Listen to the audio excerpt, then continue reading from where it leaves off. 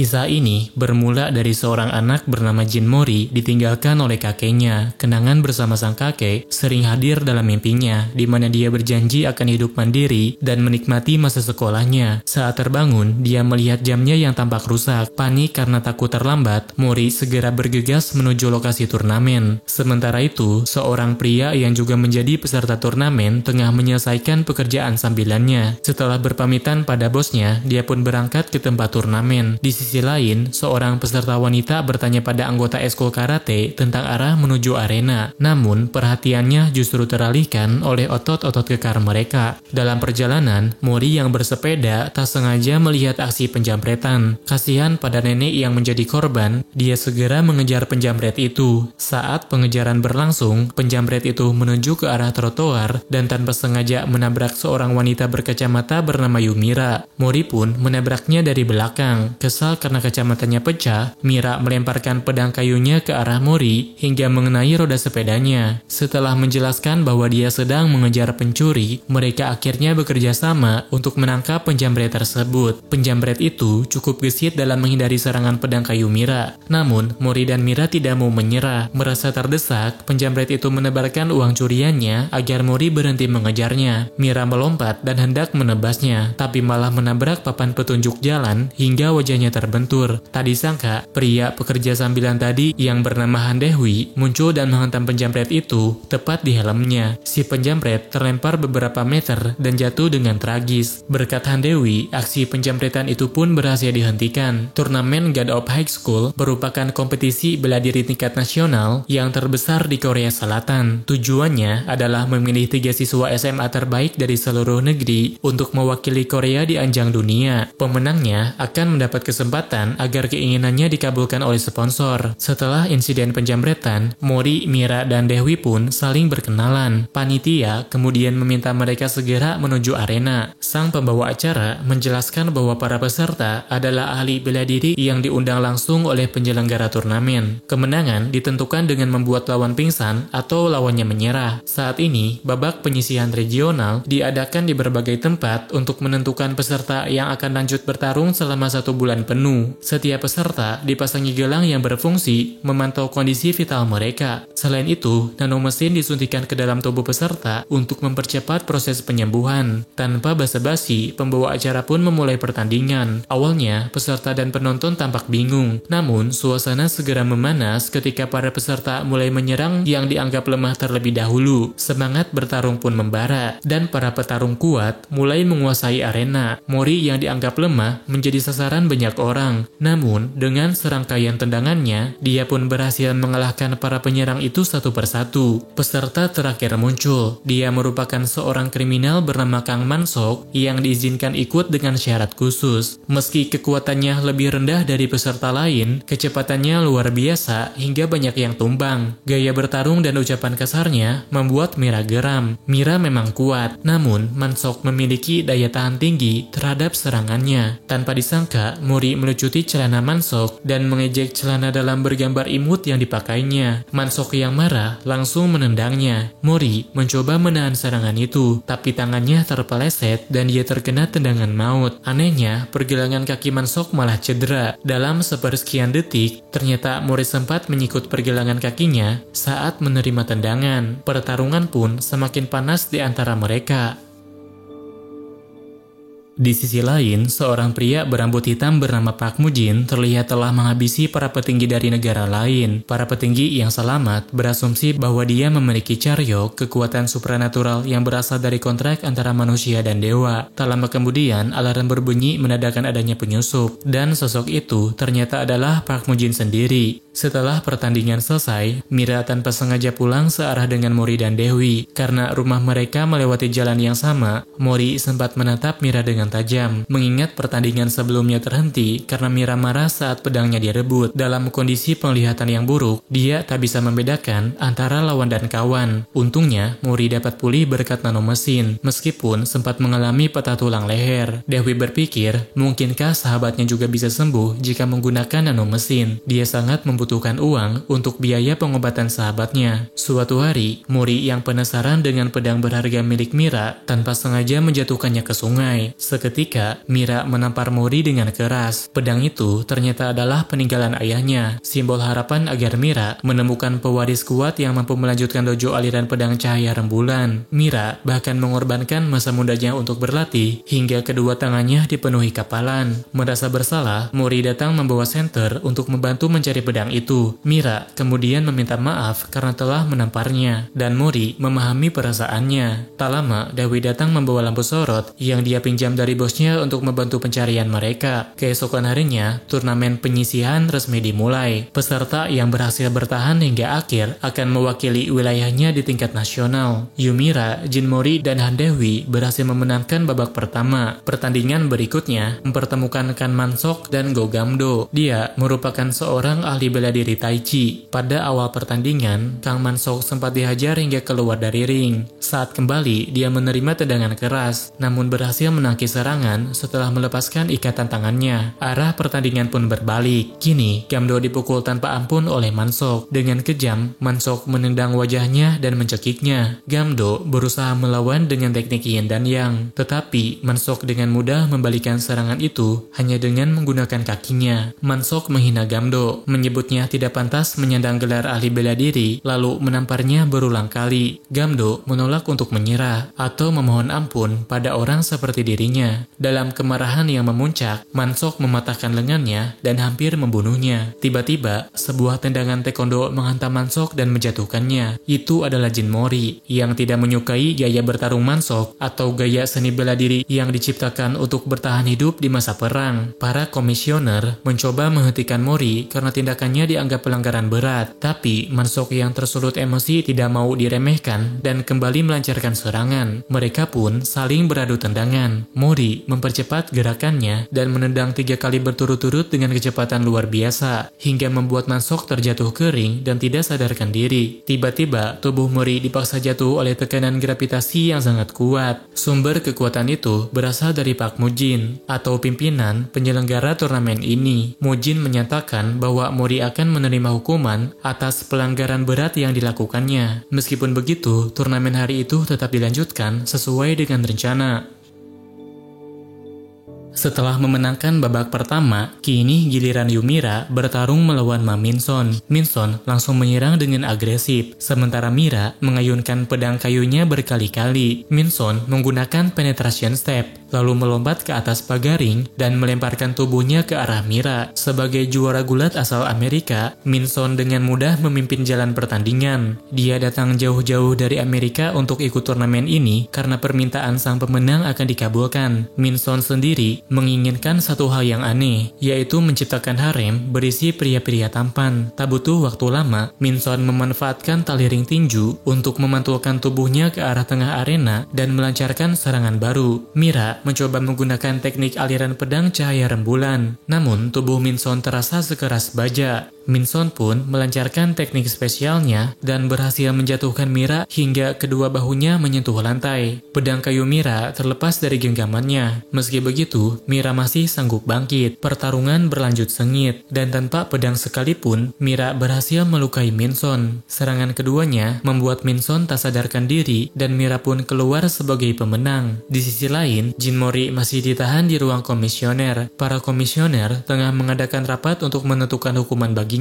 Pak Mujin melihat data diri Mori dan terkejut mengetahui bahwa dia adalah cucu dari Jin Tae-jin. Pak Mujin akhirnya memutuskan bahwa hukuman Mori adalah bertarung melawan salah satu komisioner yang dia pilih. Jika Mori menang, dia tidak akan didiskualifikasi. Sebelum pertandingan, Mujin memberikan buah-buahan kepada Mori agar tubuhnya fit untuk bertanding. Namun, komisioner P menyadari bahwa buah tersebut adalah buah suci yang bahkan para tetua belum diperbolehkan untuk memakannya karena kekuatannya terlalu besar. Tidak ada yang tahu apa yang akan terjadi jika manusia biasa memakannya. Setelah Mori memakan buah meri persik itu, dia merasa dadanya sakit hebat, muntah darah, dan akhirnya pingsan. Keesokan harinya, babak penyisihan kembali dimulai. Kini, giliran Han Dewi melawan Baek Sung Chol. Sung Chol sudah mempelajari gaya bertarung Dewi dari sebuah buku yang dia bawa. Di dalamnya bahkan tertulis cara untuk mengalahkannya. Dewi langsung menerima pukulan pukulan dari tongkat bisbal Sung Chol. Karena mampu membaca gerakan lawan, Sung Chol selalu selangkah lebih cepat dan membuat Dewi kewalahan. Dia menghantam Dewi 12 kali berturut-turut, membuat otot, tulang, bahkan organ dalamnya terluka. Namun, Dewi mengingat kembali alasan dia ikut turnamen, yaitu untuk menyelamatkan sahabatnya bernama Wu Seung-tae. Dengan tekad kuat, dia mengaktifkan teknik 4 dewa pelindung, dimulai dari kura-kura hitam yang berhasil menghentikan serangan lawan dan menjatuhkan senjatanya.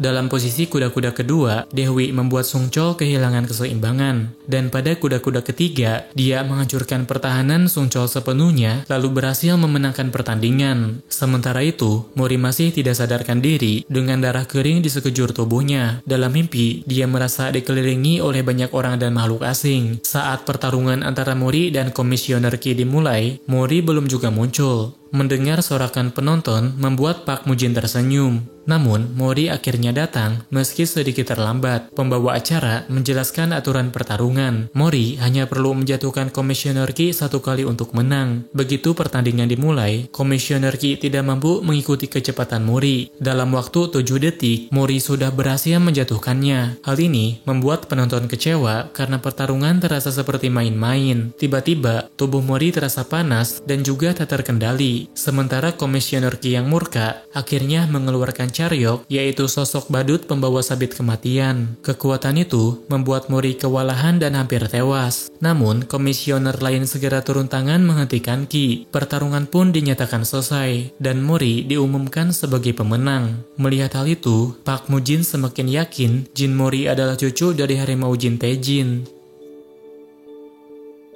Akhir pekan ini, Dewi dan Mira akan saling berhadapan di atas arena. Seperti biasa, mereka pulang bertiga. Namun, tiba-tiba seseorang datang melamar Mira. Dengan tutur kata yang lembut, pria itu mengaku merasa ditakdirkan untuk bertemu dengannya. Pria itu adalah Seongjin, seorang ahli bela diri yang mengaku sebagai petarung terkuat dan terkeren. Keesokan harinya, Seongjin datang lagi membawa bunga. Dia memuji Mira sebagai wanita kuat, cantik, dan memiliki potensi tak terbatas. Seongjin juga berjanji akan membuat aliran pedang cahaya rembulan menjadi terkenal di seluruh dunia. Karena merasa mimpinya bisa terwujud melalui Seongjin, Mira pun menerima lamaran itu. Sejak kecil, Mira telah kehilangan ayahnya dan diasuh oleh sang paman. Dia juga mewarisi dojo keluarga, namun sang paman terlalu lemah dan kurang berpengalaman dalam ilmu berpedang. Akibatnya, para murid kehilangan kepercayaan. Paman Mira sebenarnya tidak setuju dengan pernikahan ini, apalagi karena Mira masih bersekolah. Namun, Seongjin terus berkata manis dan menyanjung kemampuan Mira. Dia bahkan mengaku telah menyiapkan rencana besar untuk menjadikan aliran pedang cahaya rembulan yang terbaik di dunia. Kabar pertunangan itu membuat Mori gelisah. Dia datang ke rumah Mira dan bertanya apakah Mira benar-benar serius menikah dan akan membatalkan pertandingan semifinalnya. Namun, Mira mengusirnya. Mori lalu meminta bantuan Dewi, tetapi Dewi menasihatinya agar tidak ikut campur dalam urusan pribadi Mira. Meski begitu, Mori tetap merasa bahwa Mira tidak terlihat bahagia, dan Dewi pun menyadarinya meski dia tetap memilih tidak terlibat. Hari pernikahan pun tiba. Dari kejauhan, sang paman menatap keponakannya dengan pilu. Dia tahu bahwa Mira telah mengorbankan masa mudanya demi melestarikan aliran pedang cahaya rembulan. Karena itu, dia sadar bahwa pernikahan ini semata dilakukan demi meneruskan mimpi sang ayah. Paman Mira mencoba membujuk Seongjin agar membatalkan pernikahan tersebut. Namun, Mira datang dan meyakinkan pamannya bahwa dia bahagia karena impiannya akan segera terwujud. Sementara itu, Mori datang karena merasa ada yang tidak beres. Karena tidak diundang, dia dilarang masuk ke aula pernikahan. Tak lama, kebenaran mulai terungkap. Seongjin ternyata menikahi Mira karena mengincar pedang suci milik gadis itu, yang konon mampu mengendalikan dewa. Dia adalah bagian dari sekte sesat yang memerintahkan untuk memanfaatkan Mira demi membangkitkan kekuatan pedang suci tersebut.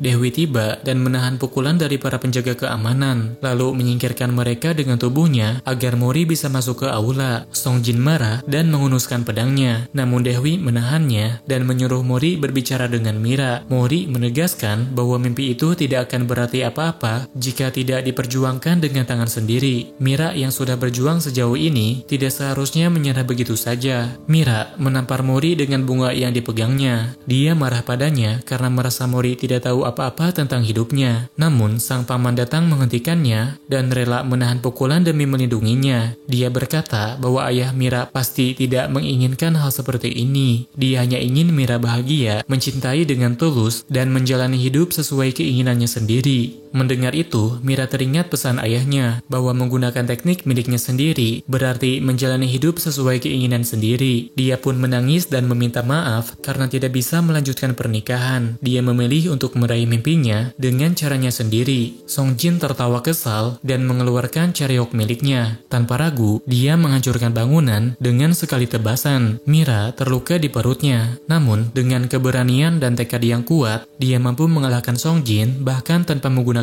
pedang. Mira akhirnya kembali menjadi dirinya sendiri. Meski pedang kayu miliknya dicuri oleh Song Jin, dia tidak mengejarnya karena tekad dan semangat ayahnya telah tertanam di dalam dirinya. Malam harinya, kondisi sahabat Dewi memburuk dan menjadi kritis. Hal itu membuat Dewi kehilangan fokus dalam pekerjaannya. Seorang murid dari sekolah yang sama datang dan mengejek kondisi Sung Tae yang hampir meninggal. Ejekan itu sangat keterlaluan hingga membuat Dewi kesal dan melayangkan pukulan keras padanya. Rasa frustasi itu juga membuat Dewi kehilangan kendali. Dalam turnamen, dia mengalahkan Mira tanpa ampun. Hal ini membuat Mori menyadari bahwa ada sesuatu yang berbeda dari Dewi. Setelah pertandingan melawan Mira, Dewi mengalami muntah-muntah. Tubuhnya seolah bereaksi terhadap trauma yang muncul karena telah menyakiti Mira, ditambah rasa bersalah yang menumpuk akibat kondisi sahabatnya yang sedang kritis. Sementara itu, Mori tengah bertarung melawan Byeon Jae-hee. Sejak awal pertandingan, Mori tidak memberi Jae-hee kesempatan untuk menyerang sedikit pun. Pertarungan berakhir dengan cepat dan Mori keluar sebagai pemenang. Dia tampak sangat bersemangat karena tujuannya hanyalah satu, yaitu mengalahkan Dewi. Usai pertandingan, Mori menjenguk Mira yang sedang dirawat. Berkat pengobatan nanomesin, seluruh luka Mira telah sembuh. Namun, Mori terlihat murung. Mira kemudian menasihatinya bahwa dia tidak akan bisa mengalahkan siapapun jika masih menyimpan beban pikiran. Dia menerima kekalahannya dengan lapang dada, dan karena merasa dirinya belum cukup kuat untuk mengalahkan Dewi, jadi Mori tidak perlu mengkhawatirkannya. Meski begitu, Mira tetap tidak mengerti apa yang membuat Dewi berubah seperti itu. Sementara Dewi sendiri belum menceritakan tentang sahabatnya yang kini kritis. Tibalah waktu pertarungan antara Mori dan Dewi. Dari balik panggung, Park Mu-jin memperhatikan mereka dengan tenang, seolah sedang bertaruh apakah anak harimau itu akan benar-benar terbangun. Mori dengan teknik taekwondonya melancarkan tendangan cepat dan dinamis. Gerakannya ringan, kuat, dan lincah. Sedangkan Dewi dengan gaya karatenya mengandalkan kekuatan pukulan serta ketahanan tubuh yang luar biasa. Dia menambahkan serangan lutut ke kepala Mori, menciptakan kombinasi serangan dan pertahanan yang solid. Pertarungan mereka berjalan seimbang. Kedua belah pihak sama-sama pantang mundur. Di tengah pertarungan sengit itu, Komisioner P menerima sebuah panggilan telepon dan tiba-tiba memasang ekspresi serius. Sementara itu, Mori dan Dewi terus bertukar pukulan dan tendangan tanpa menahan diri. Mori merasa kecewa pada Dewi atas apa yang dia lakukan kepada Mira. Dia lalu mengeluarkan jurus andalannya, yaitu 3 tendangan beruntun yang mampu menghancurkan pertahanan lawan. Namun, Dewi menangkisnya dengan teknik 4 dewa penjaga. Di waktu yang sama, Mira yang sudah pulih hendak pulang bersama keluarganya. Saat melihat jam nanomesin di tangannya, dia menyadari ada orang lain yang juga menggunakan teknologi itu. Rasa penasaran membawanya ke ruang ICU, di mana dia menemukan Komisioner P dan seseorang yang terbaring ditutupi kain putih. Ketika melihat foto di samping ranjang, Mira menyadari bahwa orang itu adalah sahabat Dewi. Seketika, dia mengerti alasan Dewi bertindak seperti itu. Sebelum Sung Tae kritis, Dewi sempat memohon kepada Park Mu-jin agar sahabatnya diobati menggunakan nanomesin. Mu-jin menyetujuinya dengan satu syarat, Dewi harus memenangkan babak penyisihan regional dengan kemenangan mutlak. Tepat saat Mori terjatuh di arena, Mu-jin datang dan mengabarkan bahwa Sung Tae telah meninggal. Dalam kilas balik, masa lalu Dewi terungkap. Dia dulu seorang berandalan dengan banyak pengikut, sedangkan Sung Tae hanyalah murid biasa. biasa. Suatu hari, ketika Dewi terkepung oleh geng sekolah lain, Sung Tae datang menolongnya dan membantu mengalahkan mereka. Sejak saat itu, Sung Tae menjadi satu-satunya teman yang benar-benar mempercayainya. Ketika Dewi mulai terpojok dan kehilangan semangat di tengah pertarungan, Mira datang membawa Toa, berteriak memanggilnya payah, lalu menyerahkan sepojok surat dari Sung Tae yang dia bawa dari rumah sakit. Setelah membaca surat itu, Dewi perlahan tersenyum dan kembali berdiri. Dia menatap Mori dengan tekad baru, tekad untuk percaya pada teman-temannya. Pertarungan pun kembali berlanjut. Mereka saling memukul dan menendang, tapi kini tanpa kebencian, hanya semangat dan saling pengertian. Ini bukan lagi sekedar pertarungan, melainkan pembuktian di antara kedua sahabat yang saling menghormati. Dewi akhirnya menyadari bahwa Mori dan Mira adalah orang-orang yang bisa dia percaya. Namun pada akhirnya, Mori menggunakan jurus pembalik naga biru milik Dewi sendiri dan berhasil membuatnya tumbang. Pertandingan pun dimenangkan oleh Mori. Saat berbaring, Dewi teringat pada Sung Tae. Namun, tidak ada penyesalan di wajahnya. Dia tahu bahwa temannya itu telah berjuang sekuat tenaga. Suasana di antara mereka pun kembali hangat. Ini merupakan sebuah awal baru bagi persahabatan mereka bertiga.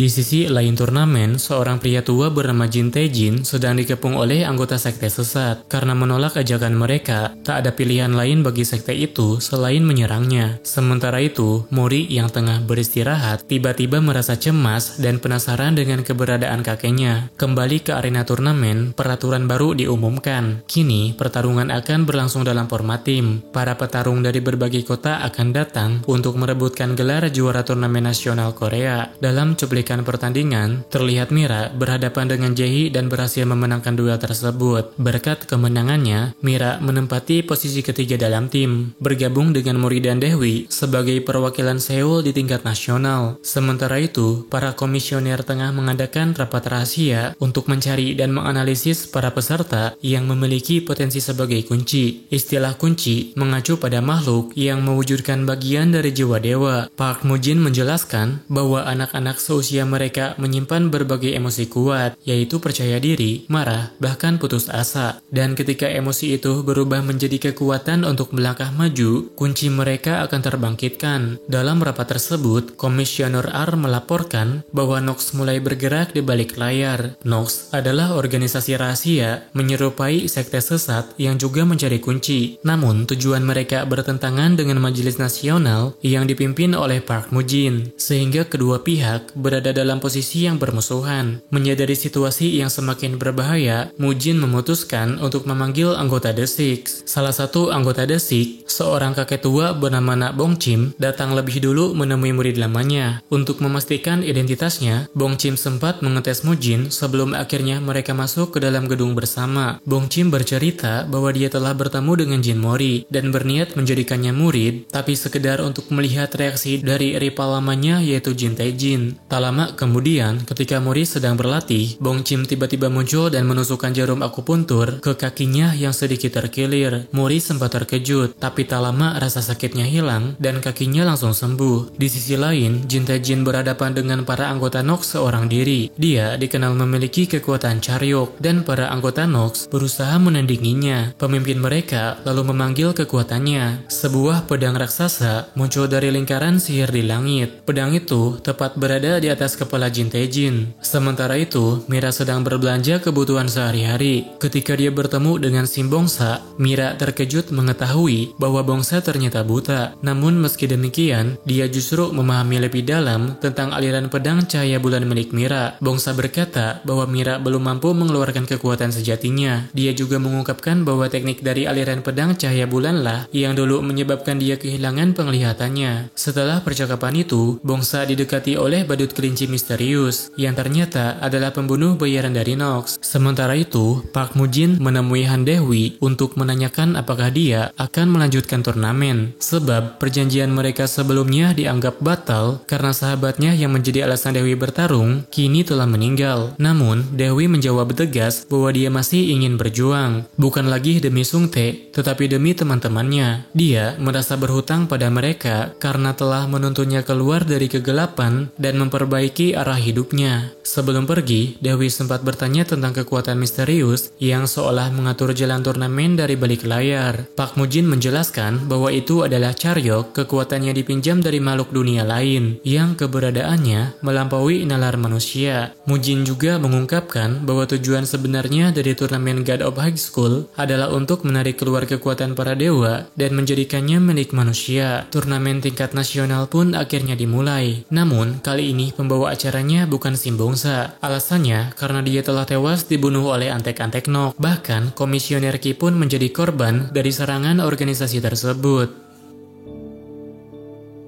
Turnamen dimulai dengan pertandingan antara wilayah Chungcheong dan kota Seoul. Aturannya sederhana, 3 petarung dari masing-masing tim akan bertarung 1 lawan 1 secara bergantian. Tim yang berhasil meraih 2 kemenangan terlebih dahulu akan menjadi pemenang. Mori meminta izin untuk maju pertama. Mira sempat mengingatkannya agar berhati-hati, karena bisa saja ada pengguna Charyok dari pihak lawan. Lawan pertama Mori adalah Nagidong. Dengan percaya diri, Mori memperkenalkan teknik barunya, yaitu teknik akupuntur. Dengan menusuk titik-titik tertentu pada tubuh, dia bermaksud meningkatkan kekuatan serangannya secara drastis. Namun, bukannya menjadi lebih kuat, Mori justru tak bisa bergerak karena salah menekan titik tubuh. Nagidong pun dengan mudah mengalahkannya. Pertandingan kedua mempertemukan Dewi dan Jim Pung Kwang, pria berusia 38 tahun yang masih duduk di bangku SMA. Pung Kwang menggunakan teknik bertarung khas pekerja kasar, sementara Dewi menanggapinya dengan jurus pamungkas 4 dewa pelindung. Walau terpukul hebat, Jang Mi, teman satu timnya Pung Kwang, tetap yakin dia tidak akan menyerah. Dia teringat pada masa lalu saat pertama kali bertemu dengannya.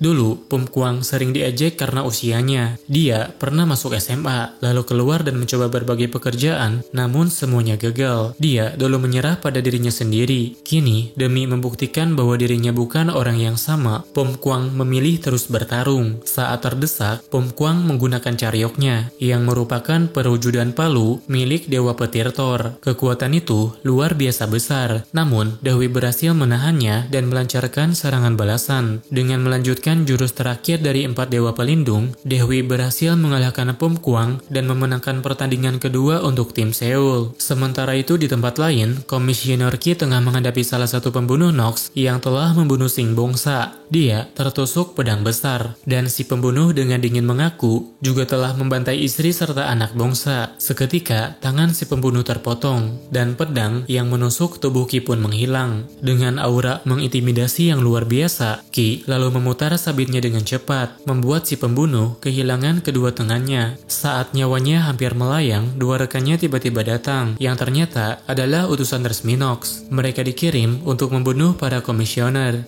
Axley menghindar dan melepaskan kekuatan Charyoknya, sementara Saturn menggunakan Charyok 1000 tangan. Dia menyerang Ki dari segala arah. Tak lama kemudian, Komisioner O datang karena gelang pembatas kekuatan Ki terlepas. Dia bermaksud memeriksa situasi. Saturn kemudian mengeluarkan salib raksasa yang dapat menambahkan energi suci ke arah musuh. Dia mencoba melahap Komisioner O dengan kekuatan Charyoknya, namun kalah oleh Charyok milik O yang bernama Naga Changsik. Pertandingan ketiga mempertemukan Mira dan Jang Mi. Pertarungan ini akan menentukan tim mana yang melangkah ke babak berikutnya. Keduanya sama-sama ahli berpedang, namun gaya bertarung mereka sangat berbeda. Pertarungan berlangsung sengit hingga pedang milik Jang Mi patah. Meski begitu, dia masih memiliki kekuatan terakhir, yaitu Charyok miliknya.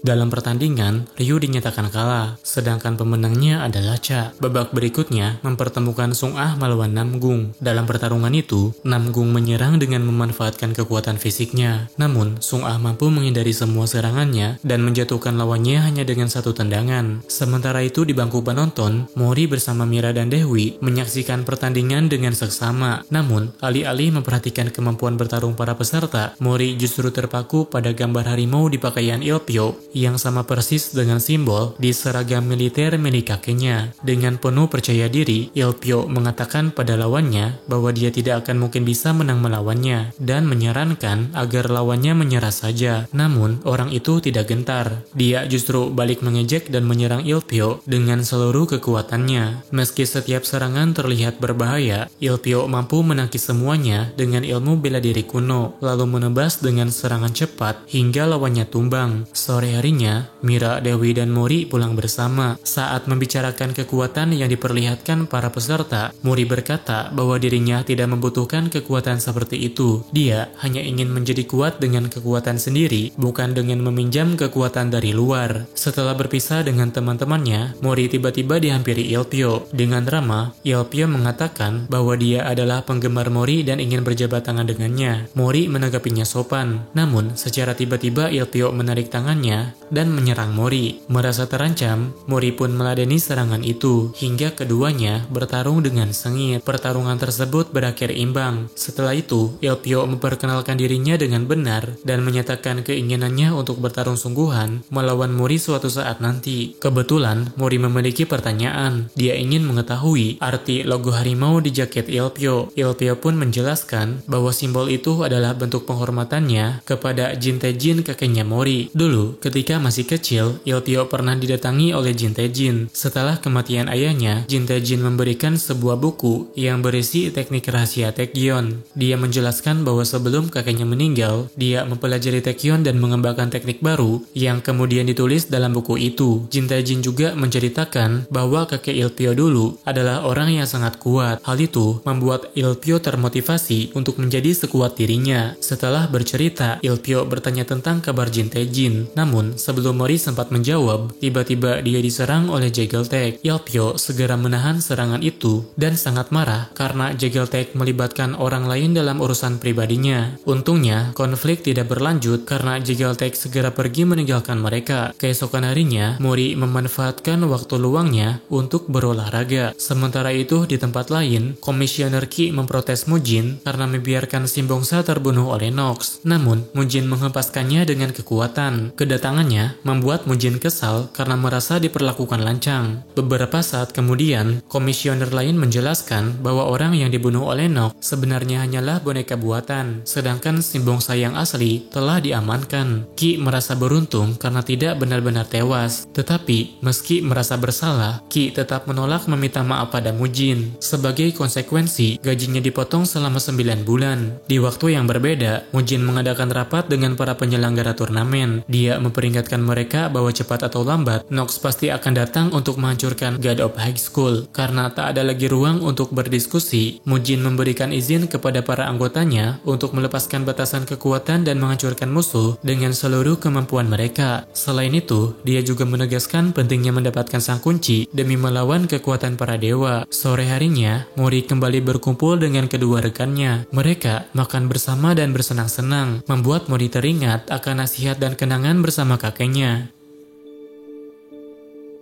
Saat Mori masih kecil, dia sering diajak berpergian bersama kakeknya. Mori kecil sebenarnya ingin menetap di suatu tempat, namun mereka tidak bisa melakukannya karena banyak orang jahat yang mengincar kakeknya. Di masa sekarang, Mori menerima sebuah foto kakeknya yang sedang disekap. Melihat foto itu, dia segera mencarinya. Sementara itu, di area pertandingan, turnamen telah memasuki babak perempat final. Hari ini, tim Seoul akan melawan tim Jeju. Ini merupakan pertandingan pertama tim Jeju. Mereka mendapat keberuntungan dalam undian sehingga langsung lolos ke babak ini. Beberapa saat sebelum pertandingan dimulai, Mira dan Dewi merasa khawatir karena Mori belum juga datang. Karena waktu sudah habis, mereka terpaksa memulai pertandingan tanpa kehadiran Mori. Sesuai aturan, jika Mori belum tiba sebelum pertandingan kedua dimulai, maka tim Seoul akan dinyatakan gugur. Pertandingan pertama mempertemukan Lemarin dan tim Jeju melawan Mira dari tim Seoul. Saat memasuki arena, Marin mengenakan jubah misterius. Begitu pertandingan dimulai, dia langsung melepaskan jubahnya dan bertarung tanpa pakaian, membuat penonton bahkan Mira sendiri merasa jijik melihatnya. Sementara itu, Mori tiba di sebuah gudang tua. Di sana, dia menemukan kakeknya yang sedang berbaring dalam keadaan terikat. Di saat yang sama, Mira dan Marin saling menyerang.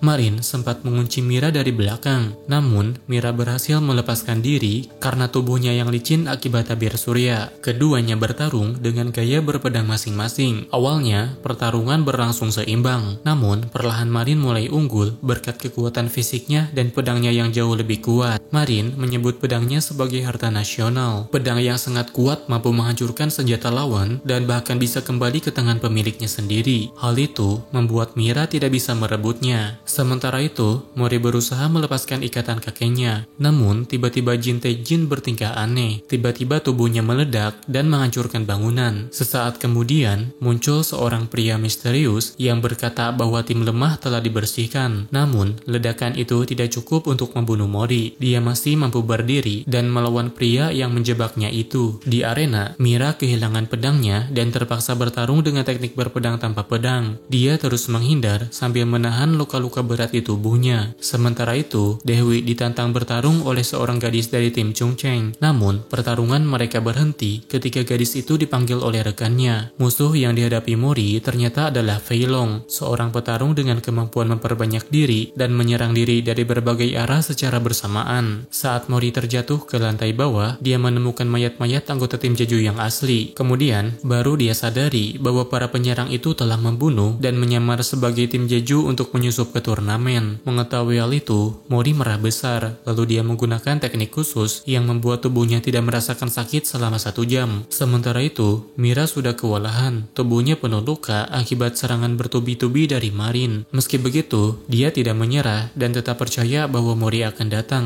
Dalam kondisi hampir pingsan, Mira masuk ke alam bawah sadarnya dan bertemu dengan bayangan dirinya sendiri. Di sana, dia membangkitkan kekuatan Charyok yang memungkinkannya meminjam kekuatan dewa. Dengan kekuatan baru itu, Mira mampu merebut kembali pedang lawannya dan melancarkan serangan balasan yang mematikan. Tak lama kemudian, Mori datang tepat waktu. Setelah berhasil mengalahkan Fei Long, dia bergegas menuju arena dan melanjutkan pertandingan. Saat menghadapi penyusup yang menyamar sebagai tim Jeju, Mori menggunakan teknik tendangan naga biru, teknik yang sama dia gunakan untuk mengalahkan Fei Long. Di masa lalu, Ilpyo pernah ditanya oleh Seungyeon mengapa dia berjuang begitu keras untuk menjadi kuat. Ilpyo menjawab bahwa dia pernah membuat janji dengan seseorang. Tepat setelah dia mengucapkan hal itu, Seungyeon tiba-tiba diserang oleh Jageltek. Tidak terima atas perbuatan itu, Ilpyo pun membalas dendam dan menghajar Jageltek hingga tidak bisa bergerak. Tak lama kemudian, Ilpyo menerima undangan untuk ikut turnamen. Di masa sekarang, pihak penyelenggara turnamen akhirnya mengetahui bahwa peserta dari tim Jeju telah digantikan oleh pihak lain. Namun, hasil pertandingan tetap tidak berubah. Tim Mori berhak melaju ke babak semifinal. Dewi kemudian bertanya siapa dalang dibalik kejadian itu, dan Mujin menjawab bahwa semuanya dilakukan oleh Nox. Selain itu, Jageltek juga terlibat karena telah bekerja sama dengan mereka untuk mendapatkan sang kunci. Sementara itu, di arena turnamen, tim Seoul akan melawan tim Jeolla Selatan. Dewi maju sebagai peserta pertama dan bertarung melawan Park Sung-ah. Strategi tim Jeolla Selatan adalah melancarkan serangan pertama untuk mengacaukan keseimbangan lawan. Saat Dewi mulai kesulitan bergerak, Sung-ah memanfaatkan kesempatan itu dan menyerang dengan kekuatan penuh. Ketika menerima serangan, Dewi teringat percakapannya dengan Mori sebelumnya. Saat itu, Mori berkata bahwa dia pasti akan menjadi juara demi mendapatkan petunjuk tentang keberadaan kakeknya. Mengingat tekad temannya, Dewi pun kembali bangkit dan melancarkan serangan balasan terhadap Seung-ah. Sebagai sesama ahli bela diri, Seung-ah tetap bertekad untuk bertarung hingga akhir. Namun, Dewi lebih unggul dan berhasil keluar sebagai pemenang. Usai pertandingan, Dewi berkata kepada Mori bahwa bukan hanya dirinya yang akan menang, tetapi mereka bertiga akan menjadi juara bersama sebagai satu tim. Ucapan itu membuat Mori kembali bersemangat. Di sisi lain, sang mandop seorang bishop dari sekte Nox tengah berhadapan dengan Mujin. Bersama para pengikutnya, mereka berkumpul di suatu tempat untuk melakukan ritual pemanggilan. Pertandingan berikutnya mempertemukan Jin Mori dengan Park Ilpyo. Sebelum bertarung, Ilpyo memperingatkan bahwa taekwondo milik Mori tidak akan bisa menang melawannya. Namun, Mori tidak memperdulikannya dan tetap maju dengan penuh keyakinan. Keduanya pun saling bertukar pukulan dan tendangan sengit. Meski tampak seimbang, Ilpyo sedikit lebih unggul karena memahami kelemahan Mori. Menurut Ilpyo, Mori memiliki 3 kelemahan. 1. Lemah dalam pertarungan jarak dekat. 2. Kuda-kuda tekniknya mudah dibaca. 3. ketiga, tekniknya terlalu membebani tubuhnya sendiri. Sementara itu di luar arena, Mujin dan rekan-rekannya tengah menahan serangan besar dari Sekte Nox. Meskipun kekuatan itu disebut sebagai hukuman dewa, serangan tersebut berhasil dihentikan oleh salah satu anggota The Six. Mujin menahan pedang dewa yang dipanggil Nox, sementara Xiao Hanriang berusaha menghancurkannya menggunakan berbagai harta nasional. Setelah mengetahui kelemahannya, Mori mulai mencari cara untuk mengatasinya. Dalam waktu singkat, dia berhasil menemukan solusi dan membuat Ilpio tumbang. Di saat yang sama, The Six juga berhasil menahan serangan Sekte Nox. Namun, situasi tiba-tiba berubah. GP Ilpio turun menjadi satu, dan kekuatan dahsyat mulai mengalir dalam tubuhnya. Tampaknya, Ilpio telah membangkitkan sang kunci.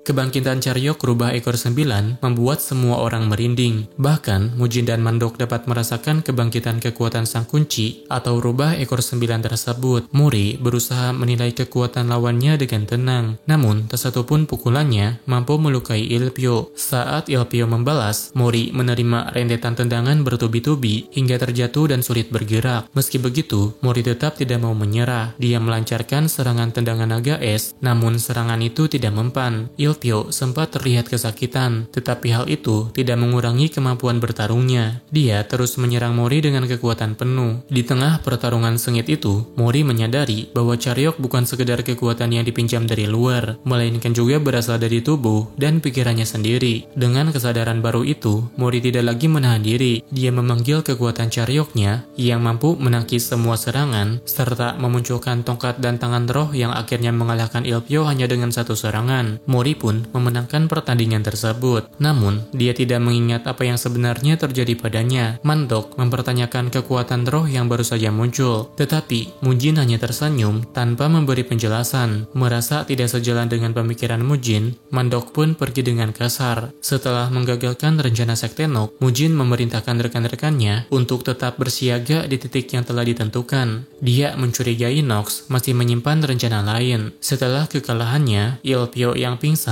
segera dilarikan ke rumah sakit. Begitu kondisinya membaik, Mori datang menjenguk. Mori terlihat sangat sehat, namun Ilpio bersikeras bahwa dirinya lebih bugar karena mengikuti anjuran perawat. Saat Mori ditanya apakah dia menggunakan Charyok dalam pertandingan, dia menjawab tidak tahu pasti, sama seperti kebingungan yang dirasakan Ilpio sendiri. Karena pertarungan mereka menguras banyak tenaga, Sung Ah menyarankan Mori dan Ilpio untuk beristirahat. Mori menyetujuinya, tetapi dia masih ingin berbicara dengan Ilpio tentang kakeknya. Dia mengaku tidak tahu di mana kakeknya berada dan bertekad menjadi juara agar bisa mendapatkan informasi tentangnya. Ilpio memperingatkan bahwa lawan Mori di final adalah orang yang sangat kuat, namun dia yakin Mori bisa menang. Sementara itu, di sisi lain, seorang pasien bernama John Jugok terpapar kekuatan roh dan secara tidak sengaja bertemu Jageltek. Jugok langsung menyerang dengan membabi buta. Saat seorang pelayan berusaha menahannya, Jageltek memanfaatkan kesempatan untuk membalas serangan. Ilpio dan rekan-rekannya kemudian ikut bergabung dalam pertempuran itu. Sebelum John Jugok berubah menjadi lebih ganas, Jageltek berhasil menghabisinya. Sayangnya, tindakan tersebut membuat teman-temannya Ilpio kehilangan kaki dan tangan mereka.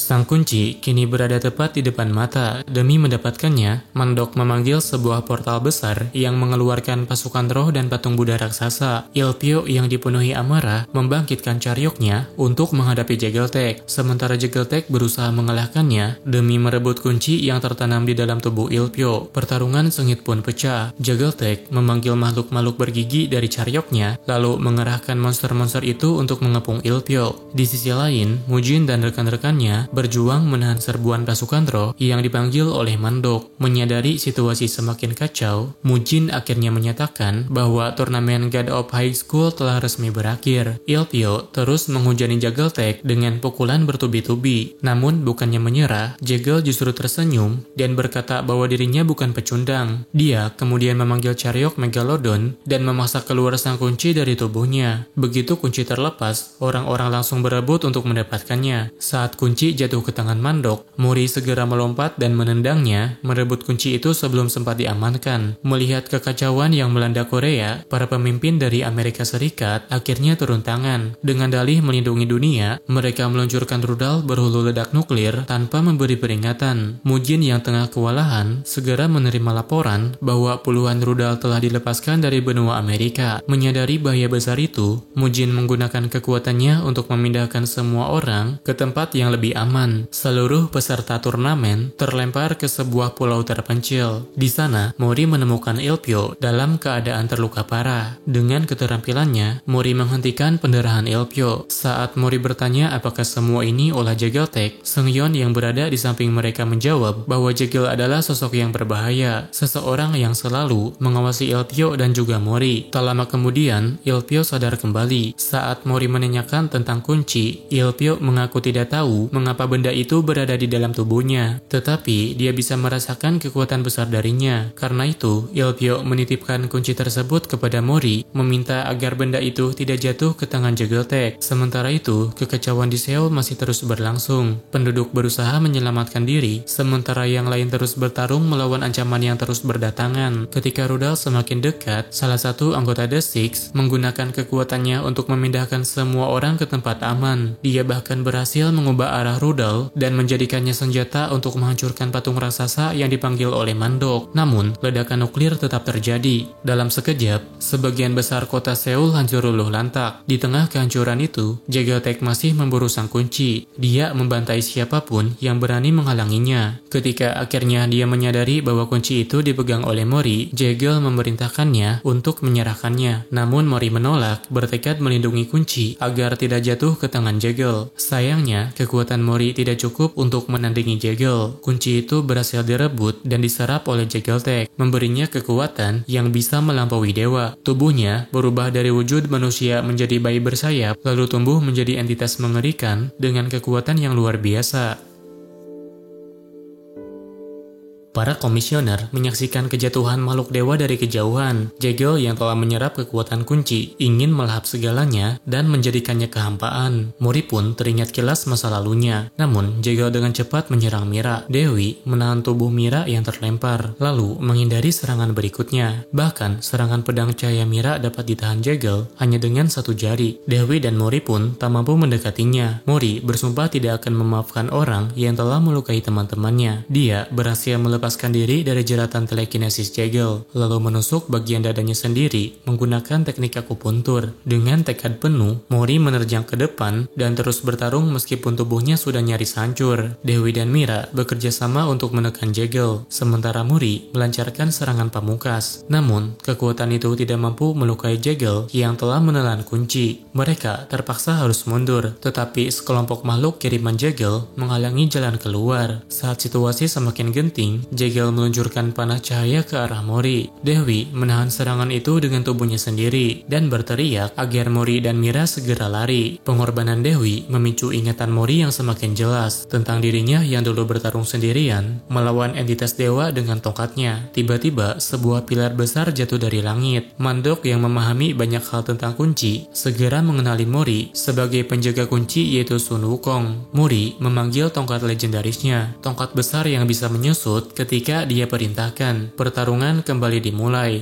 Kini, Mori mampu menandingi kecepatan Jegel. Meski sempat terlempar dan hampir dimakan makhluk panggilan Jegel, Mori memanfaatkan kekuatan tongkatnya yang dapat membesar untuk mengalahkan makhluk-makhluk itu satu persatu. Pertarungan mereka berlangsung seimbang. Saat Jegel mencapai kecepatan tertingginya, dia berhasil menekan Mori ke tanah. Namun, Mori membalikan keadaan. Tongkatnya menekan perut Jegel dan memanjang, menciptakan dorongan angin dahsyat yang membuat Jegel kewalahan. Mori menghujaninya dengan pukulan. Pukulan terakhir membuat kekuatan Jegel melemah. Mori memanggil awan Kinton dan menyambar Jegel dengan petir berkali-kali. Melihat hal itu, Mujin menyadari bahwa Mori bukanlah pengguna Charyok, tetapi melainkan dewa itu sendiri. Setelah pertarungan, Mori menjelaskan keadaan dirinya pada Mira dan Dewi. Namun, ikat kepalanya tiba-tiba mengecil, membuatnya merasa kesakitan. Sementara itu, Jegel yang hampir mati menolak menyerah. Obsesi untuk mendapatkan kekuatan Mori membuat tubuh tubuhnya berubah, menciptakan banyak tangan panjang untuk menyerangnya. Mori berusaha memanggil tongkat dan awan kinton, tapi tidak ada yang merespon. Saat dia terdesak, Ilpyo datang disusul Mira dan Dewi. Keempatnya menyatukan kekuatan dan bertarung bersama melawan Jegal yang kini seperti dewa gila. Akhirnya, Mori melancarkan serangan penutup dengan tendangan naga biru. Di saat bersamaan, Jason menggunakan tenaga terakhirnya untuk membekukan Jegal. Tendangan Mori menghancurkan tubuh Jegal hingga berkeping-keping. Tubuh Jegal mulai digerogoti, dan ketika Ilpyo mencoba meraih tangannya, Jegal menolak untuk diselamatkan. Tubuhnya pun hancur menjadi serpihan cahaya. Cahaya itu berubah menjadi bola yang kemudian diserap oleh Ilpyo. Tak lama, muncul seorang wanita bernama Kim Ung-yo. Dia merupakan salah satu anggota terkuat The Six. Karena tim Mori memenangkan turnamen, Ung-yo menawarkan untuk mengabulkan satu permintaan mereka. Tanpa sadar, Mori ingin mencari sang kakek. Namun, saat dia melihat kondisi teman-temannya, dia pun mempertimbangkan kembali keinginannya itu. Mira dan Dewi mendukung apapun keputusan Mori. Namun, Mori memilih untuk tidak egois. Dia meminta agar semua orang yang terluka dikembalikan seperti semula. Ung-yo pun memenuhi permintaan itu, lalu memberitahu bahwa kakek Mori masih hidup meski keadaannya sangat lemah. Ikat kepala Mori terlepas bersamaan dengan rasa lega di hatinya. Setelah 3 bulan tak sadarkan diri, Mori pun memulai perjalanan baru, yaitu untuk melepas segel ingatannya dan mencari kembali sang kakek.